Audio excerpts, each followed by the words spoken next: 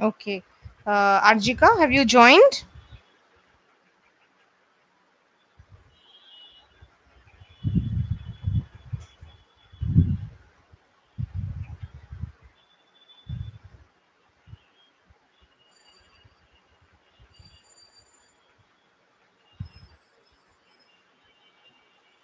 Are you there, Arjika?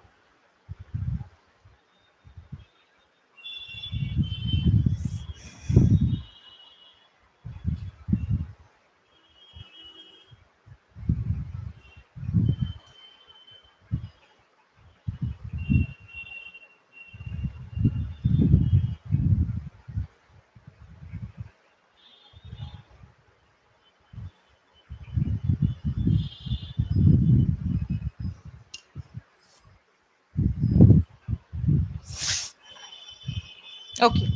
Let's continue. All right. So now, as I said, that author or the narrator had already started to connect himself or to emotionally get attached to these children. All right. So now he asks, "Why aren't you wearing chappals?" So this is something which the narrator might have had thought of uh, for the past few days that he had been watching Sahib and his friends. So, and that's why he suddenly, because see, until and unless you uh, come close to someone, you can ask personal questions, right? So asking about his chappals and his dress is definitely something which gets into the personal periphery of a person, right? So that's why he couldn't ask this question on the very first day that he encountered or he came across with Sahib, but he asked this question only when he came close to the boy. He asked, "Why aren't you wearing chappals?" "My mother did not bring them down from the shelf," he answers simply. Which shelf do you think that Sahib is talking about? Which shelf do you think is Sahib talking about? Which shelf is Sahib talking about? Mother did not bring them down from the shelf. All right. Shelf, of course, he's talking about. You just try to think in terms of a child. A child doesn't introduce so much. He doesn't talk about, he doesn't explain his words so much, right? He keeps on speaking on his own. So similarly, Sahib answered. He gave an answer which was very true, but he didn't have this level of understanding that his answer will not, the narrator will not be able to comprehend what he is trying to say. So the shelf is nothing, or the shelf is actually, he's talking about the shelf in his hometown, that is in Dhaka. Okay, because you try to remember the story that they had left their home and they had come to India. So right at that moment, his mother was not with him. So Sahib was standing barefoot, and he said, "Mother did not bring them down from the shelf, but didn't bring from home only. And they didn't have enough money to buy a new pair in India. So that's why he has to move about barefoot." Now have you understood? Shelf means the shelf in his in his native place, Dhaka. Okay.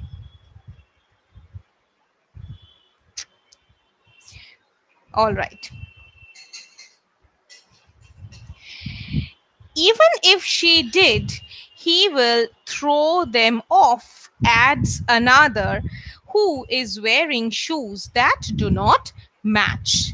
So even if she did, so his friend says that, see, even if she did bring, just excuse me, even if she did bring the chappals, Sahib would have just thrown them away, because Sahib did not like wearing the chappals. See, this thing I can relate, because chappals don't allow you to walk fast, at least for the children. Okay, children, they are always at full motion, isn't it? And wearing chappals and shoes don't allow them to run off. Okay, to run off fast, to run about, to go here and there as they like. I can understand this, because whenever we try to make my son put on his chappals, he always throws them away. Okay, because he loves to run barefoot. He loves to run barefoot all around. Okay, so that's why I can understand this. So he says that even if his mother did bring, he would have thrown them away. Now this other boy, see how interesting, this other boy who was saying he was wearing a pair of shoes that didn't match, so again, what do you think, or what image, or what does this image suggest to you? The boy wearing shoes that didn't match.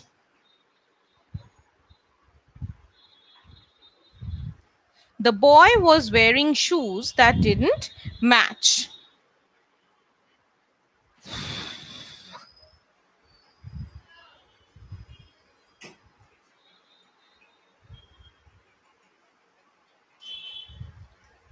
What do you think? See, you couldn't get me. Okay, this other boy, try to read the lines. The other boy who told the narrator that even if Sahib's mother had brought the shoes, Sahib would have thrown them away. Okay, now this boy who told this or who made this comment to the narrator, he was wearing a pair of shoes that didn't match. Now this image of this boy wearing an unmatched pair of shoes, what does this image suggest to you? This boy wearing a pair of shoes that didn't match. What image does this, or what message does this image convey to you?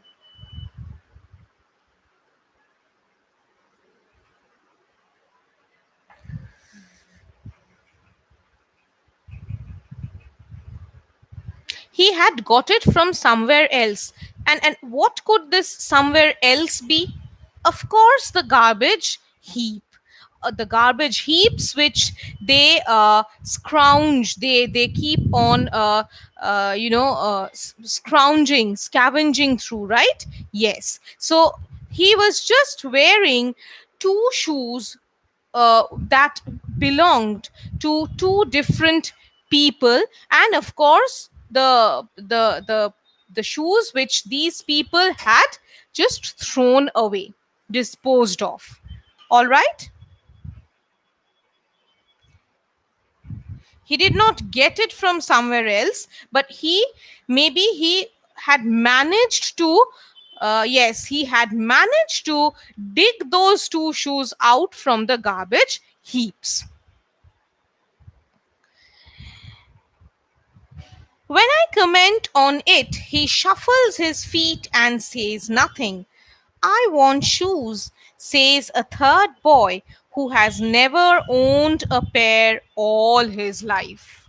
See, at least Sahib had known what wearing shoes meant, because he had a pair of shoes when he was in his homeland, but now he doesn't have. But this boy, a third boy, he has never ever known what it was like to get a pair of shoes on his feet.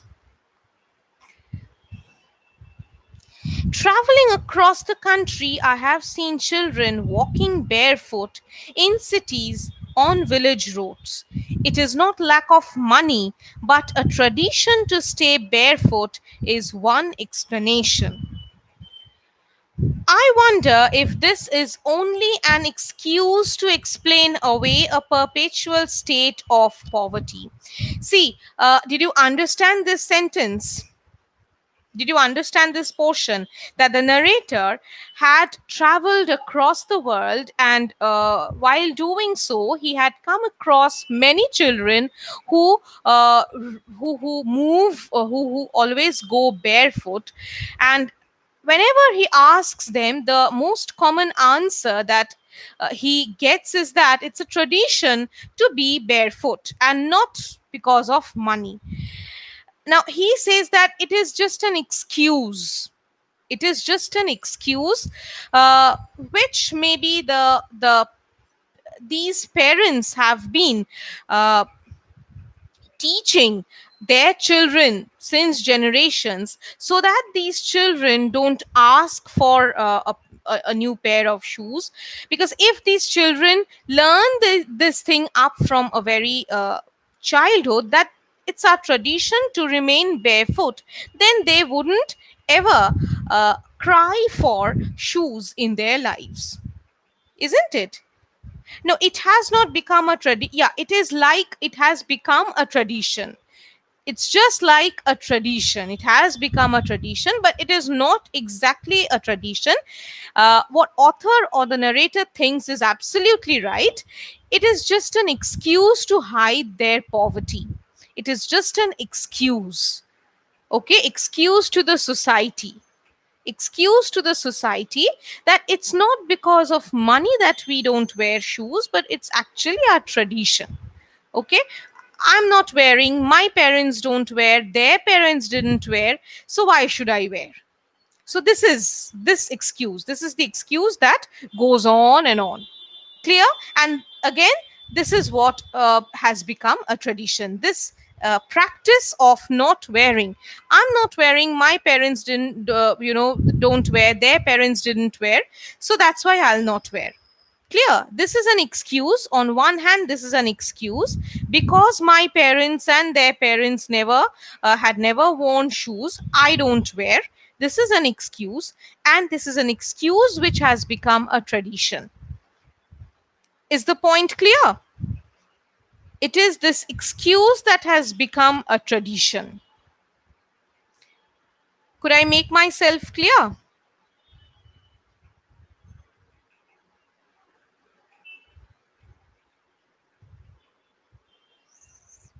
All right. So let's move on. I remember a story a man from Udupi once told me. As a young boy, he would go to school past an old temple where his father was a priest. He would stop briefly at the temple and pray for a pair of shoes. 30 years later, I visited his town and the temple, which was now drowned in an air of desolation. In the backyard where lived the new priest, there were red and white plastic chairs. A young boy dressed in a gray uniform, wearing socks and shoes, arrived panting and threw his school bag on a folding bed. Looking at the boy, I remembered the prayer another boy had made to the goddess when he had finally got a pair of shoes. Let me never lose them. The goddess had granted his prayer. Young boys like the son of the priest now wore shoes, but many others, like the rat pickers in the neighborhood, remain shoeless. It is the story is written in a very complicated way, but the scene is very simple, a very regular scene. Okay. Shoes getting exchanged in temples, shoes getting lost. Because in nowadays, you get a token for your shoes that you open, but previously, uh, shoes were just left open in front of the temples, and people would just randomly take them away. And the children of the, yes, it is very common. So this is just as simple as this story. Clear? Okay.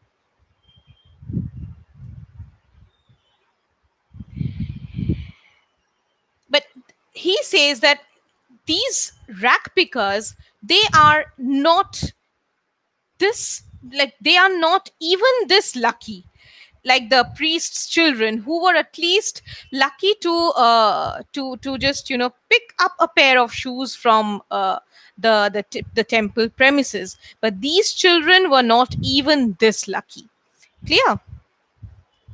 My acquaintance with the barefoot rag pickers leads me to Simapuri, a place on the periphery of Delhi, yet miles away from it, metaphorically. So this his closeness, his acquaintance with these rag pickers takes the narrator's memory back to Simapuri, a place that which he calls, that though it was within the peripheries of Delhi. Delhi is the capital of our of India. It's a metropolitan city. Not only that, it's the capital of the nation. So, though this place Simapuri was within the periphery of Delhi, yet according to the narrator, it was miles away from them. What does he try to say by this?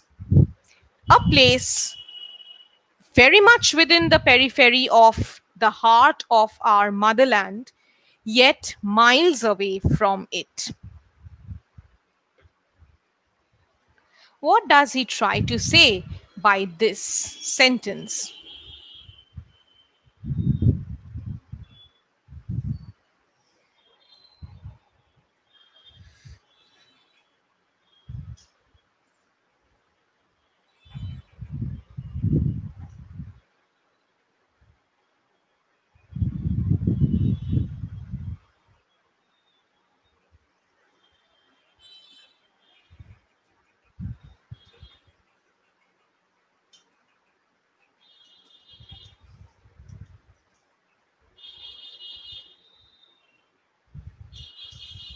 Can you guess?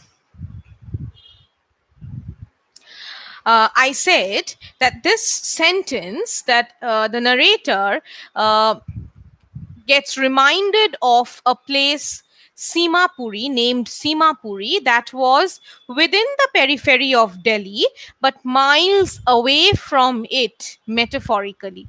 What does the writer, or what does the narrator try to mean through this sentence? Simapuri, a place within the periphery of Delhi, yet miles away from it. For example, for example, our locality, okay, Ramgarh or Ganguli Bagan, it's a locality within the periphery of Kolkata, right? But if I say that I know a place called Ramgarh, or so and so within the periphery of Kolkata, yet it seems to be miles away from it.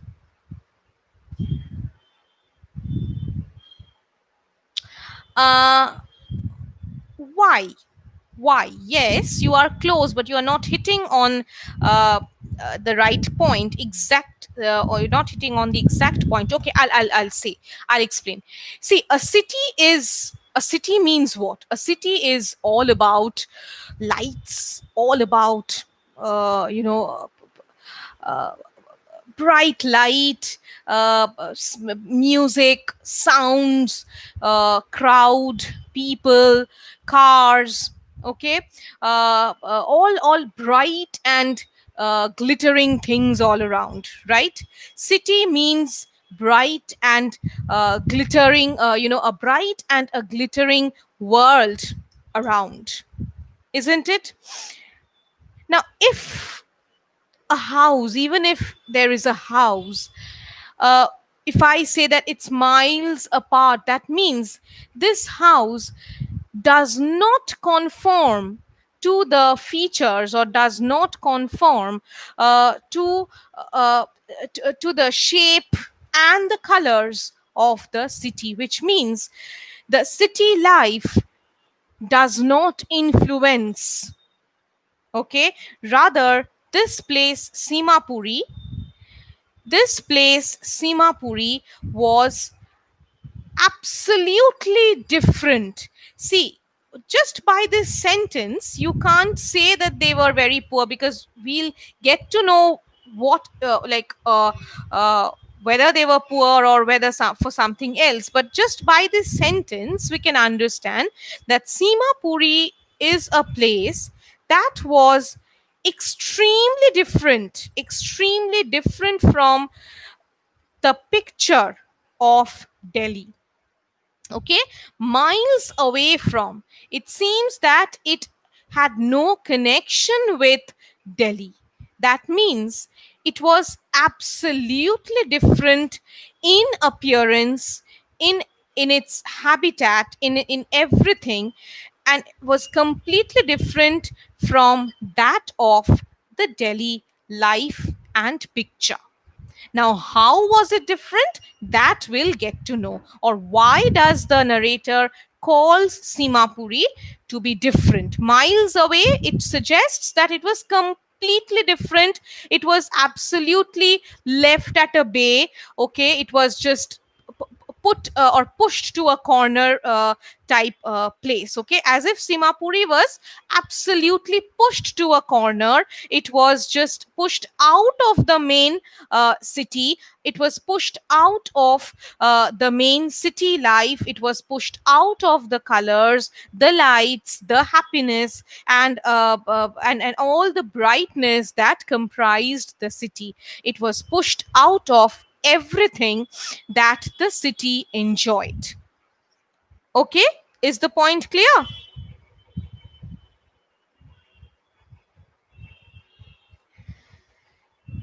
Okay, so let's see. Those who live here are squatters who came from Bangladesh back in 1971. So these people who came here, they just they just migrated to India, and they didn't have anything with them, mind you. They had lost everything that they had in their hometown, and had come absolutely shattered, okay, uh, penniless to this country. All right. Sahib's family is among them. Simapuri was then a wilderness. A wilderness means wilderness like a jungle, wild, absolutely. It still is, but it is no longer empty. So it's still a wilderness. It doesn't look to be civilized. It doesn't. It's still a jungle. It's still uh, a very clumsy, a grim place, not at all decorated, decked up like the other parts of the main city, Delhi.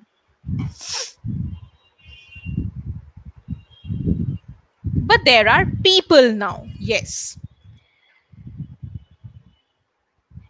In structures of mud with roofs of tin and tarpaulin, devoid of sewage, drainage, or running water, live 10,000 rag pickers. So, no, now you can understand why Is it miles away? Because a city, again, city life comprises, even you, if you read your history books, you'll know even the Harappan and Mohenjo-daro civilizations, they had their drainage system. So it was absolutely away from civilization, so to say.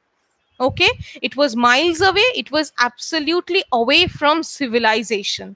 No drainage system, no, water supply, nothing. Okay, and over there lived 10,000 rag pickers, all crumpled up together.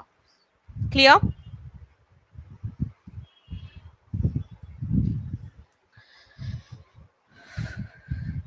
They have lived here for more than 30 years without an identity. Underline, without an identity. In the previous story, you had learned how important a person's identity is, isn't it? And imagine these people live here without an identity for years, not only in Simapuri, but in all the cities in India, and as I said, in countries like India, without permits, but with ration cards that get their names on voters' lists and enable them to buy grain. Food is more important for survival than an identity for these people. Okay, not only for these people, for everyone, food is more important for survival. Okay, uh, identity gives you uh, a status. Okay, identity gives you a name, identity gives you uh, uh, a means of being known to others, isn't it? But it has nothing to do with your survival. It has nothing to do with your survival. So food is more important for survival than your identity, isn't it? uh, See, when I had taught this story previously, I had uh, brought in the examples of the animals, the birds which survive around us, the insects which survive around us. They don't have an identity, but they still survive.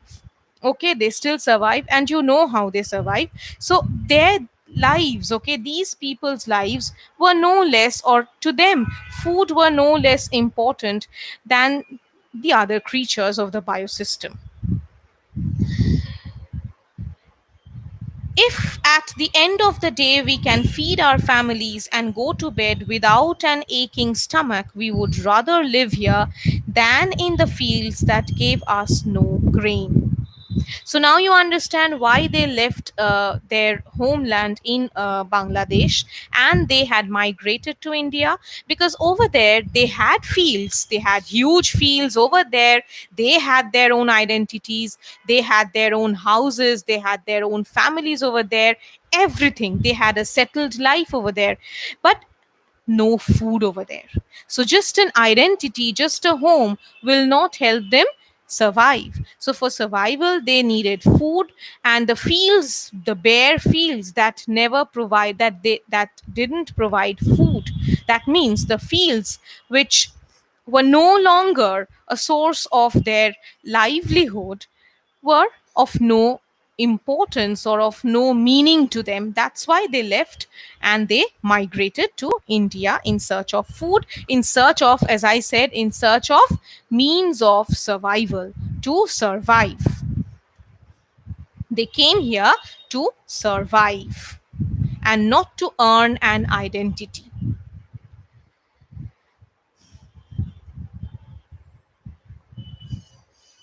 Say a group of women in tattered saris when I ask them when they left their beautiful land of green fields and rivers. Wherever they find food, they pitch their tents that become transit homes. Children grow up in them, becoming partners in survival. And survival in Simapuri means rag picking. Through the years, it has acquired the proportions of a fine art. Garbage to them is gold. It is their daily bread, a roof over their heads. Even if it is a leaking roof, But for a child, it is even more. Doesn't matter if there, the roof has holes in it. Still, they have. It shows that they have a place to stay. Okay, they have a basic place to stay. So they just over there, the life in Simapuri was just, as I said, to meet ends.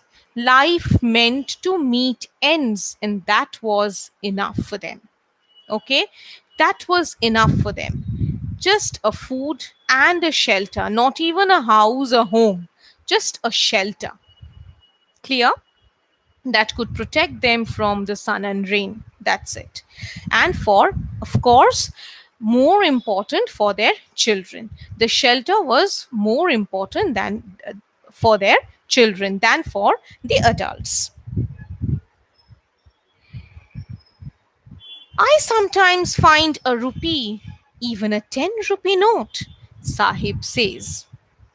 Now you understand why garbage was gold for him. Okay, so as you had said, the garbage was always uh, a heap of wonder.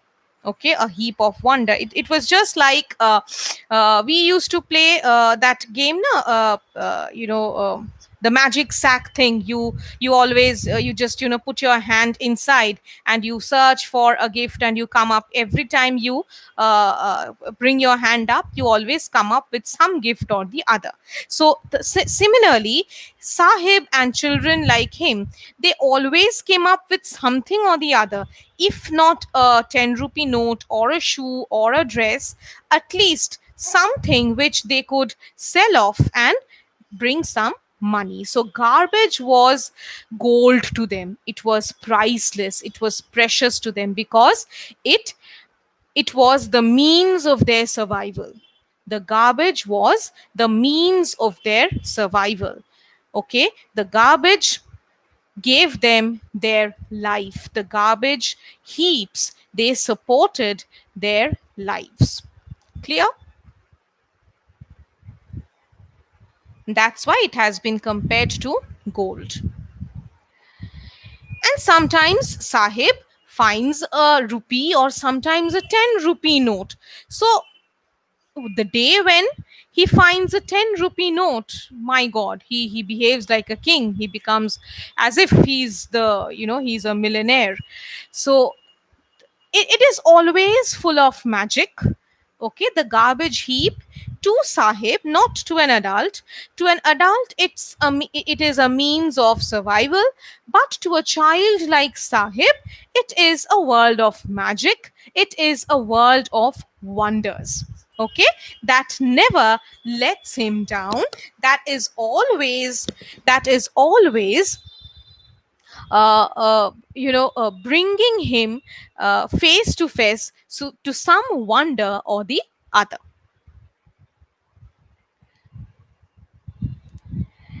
When you can find a silver coin in a heap of garbage, you don't stop scrounging, for there is hope of finding more. So, when you find a silver coin, okay, you don't stop.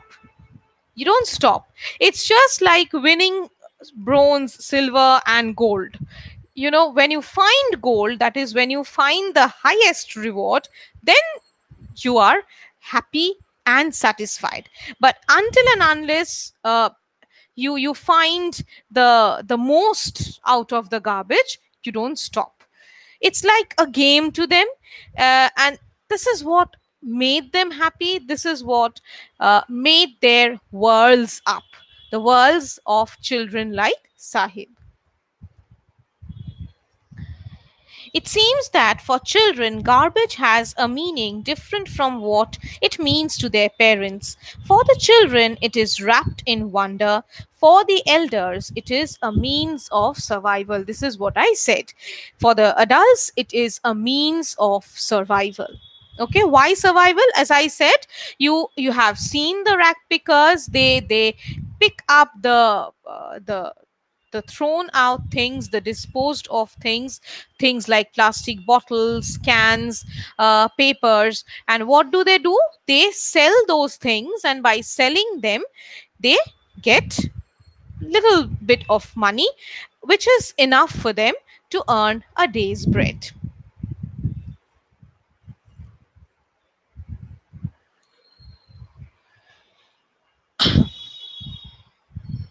One winter morning, I see Sahib standing by the fenced gate of the neighborhood club, watching two, yes, providing them with shelter. Very true. One winter morning, I see Sahib standing by the fenced gate of the neighborhood club, watching two young men dressed in white playing tennis. I like the game, he hums, content to watch it standing behind the fence.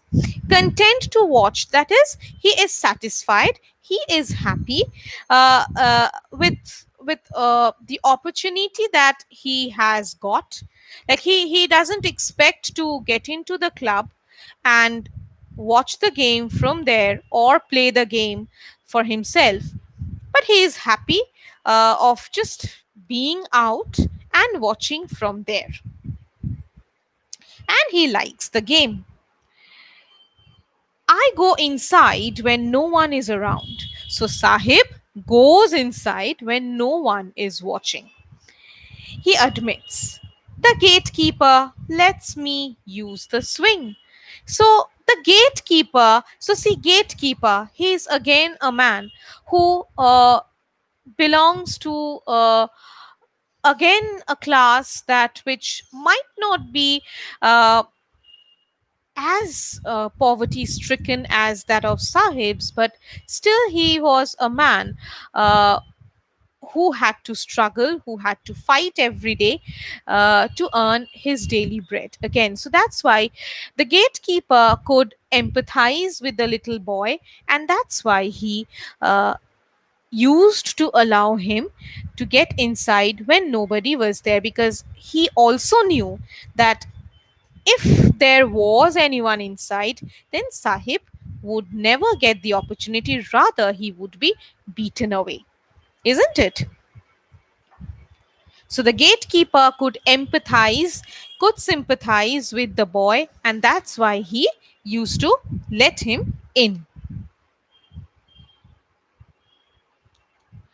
Sahib too is wearing tennis shoes that took strange over his discolored shirt and shorts. Someone gave them to me, he says in the manner of an explanation.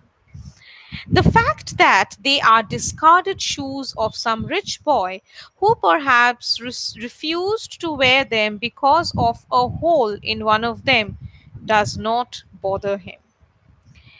For one who has walked barefoot, even shoes with a hole is a dream come true. But the game he is watching so intently is out of his reach. The morning Sahib is on his way to the milk booth. In his hand is a steel canister. I now work in a tea stall down the road, he says, pointing in the distance. I am paid 800 rupees and all my meals. So apparently, you see, apparently, Sahib's life had changed. Okay, Sahib's life had changed. He was no longer uh, a rag picker. He at least have a job now. He works at the tea stall and gets 800 rupees, which was not bad when this story was written. Okay, and all my meals, most importantly, all the food. All right. So apparently, he was leading a happy life now. He was leading a settled life now, isn't it? I am paid. Okay. Does he like the job? I ask. His face, I see, has lost the carefree look. The steel canister seems heavier than the plastic bag. Imagine. Again, again, an irony. Okay, an irony. The the the the plastic bag which he used to carry was absolutely much heavier than this steel canister. But yes, he had lost his freedom. But it was like this job. It was not the steel canister that was heavy for him, but it was this new life. This job was heavy for him. It was like a burden to him. That plastic bag, though it had all sorts of things like tins, cans, papers, books, yet he loved that life. Why? As you had read, he he was like a prince over there. He was the king of his own world, isn't it? So he was free over there. He was happy, jocund, whatever. He might have had belonged to a poverty stricken life, yet he was free. He was happy in his own world.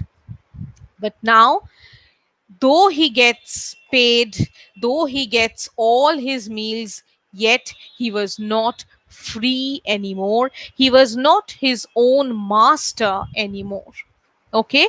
He was not his own master anymore. He had to work under someone else according to his wishes. The bag was his. Okay? The bag was his ownership. Okay? The bag was his ownership, under his ownership. He was the master of his own job, he was the master of his own world. The canister belongs to the man who owns the tea shop. So, this is what he is no longer the master of himself anymore. Sahib is no longer his own master. Okay, so I stop over here.